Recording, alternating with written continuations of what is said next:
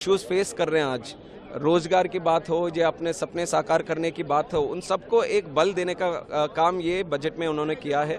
बहुत सारा stress job creation पे, स्किलिंग पे, मैन्युफैक्चरिंग पे, एम्प्लॉयमेंट जनरेशन पे, इंडस्ट्री को बढ़ावा देने के लिए, प्राइवेट सेक्टर को बढ़ावा देने के लिए, फॉरेन डायरेक्ट इन्वेस्टमेंट को बढ़ावा देने के लिए, इस तरह के बहुत सारी चीज़ें जो आम आदमी को, आम नौजवान को रोजगार की तरफ आगे बढ़ाता है, उन सब चीज़ों के बारे में इन्होंने ध्यान दिया है। और ऊपर से आंध्रा की बात जब आती है तो उसके लिए तो मैं तहे दिल से शुक्रिया अदा करना चाहूँगा नरेंद्र मोदी जी को, जिन्होंने एक वादा किया था कि आंध्रा की देखभाल हम करेंगे और उन्होंने आज किया है बजट के रूप में। जो कैपिटल की बात आती है, 5 साल जब जगनमोहन रेड्डी की सरकार आंध्रा में थी तो नो कैपिटल स्टेट कर दिया था, अमरावती को पूरी तरह से डिस्ट्रॉय कर दिया। वहाँ पे किसानों के साथ जो हमारी एक एग्रीमेंट थी उस सबको डिस्ट्रॉय कर दिया।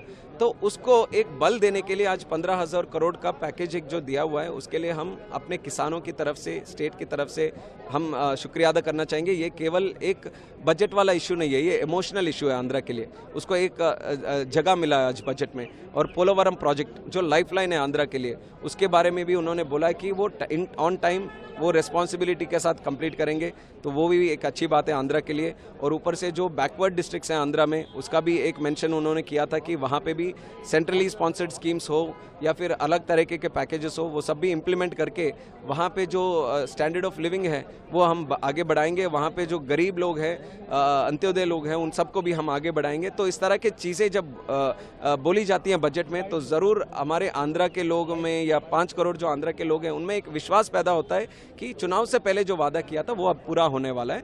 तो ये उस नज़र से हमें देखना चाहिए कि 5 साल जगन रेड्डी के सरकार में आंध्रा को पूरी तरह से डिस्ट्रॉय हो गया है। 20 साल हम पीछे चले गए।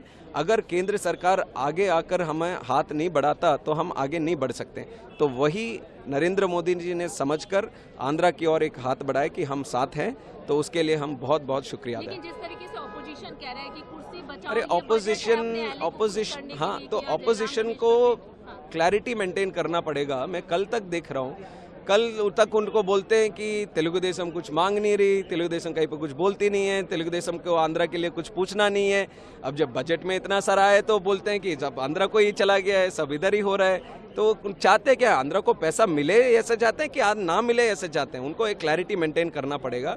अरे आंध्रा भी इस देश में एक स्टेट है, 5 सालों में कितना नुकसान हुआ है उनको भी एक बार देखना चाहिए, कांग्रेस वालों को या इंडिया अलायंस वालों को। जिस तरह से नुकसान हुआ है, ये पैसा भी कम ही है, पर केंद्र सरकार ने इतना दिल के साथ उन्होंने आगे बढ़ा, तो इसके लिए हम धन्यवाद देना चाहते हैं। और इंडिया अलायंस को भी आगे आकर धन्यवाद देना चाहिए कि आंध्रा जैसे स्टेट को पैसा मिल रहा है आज।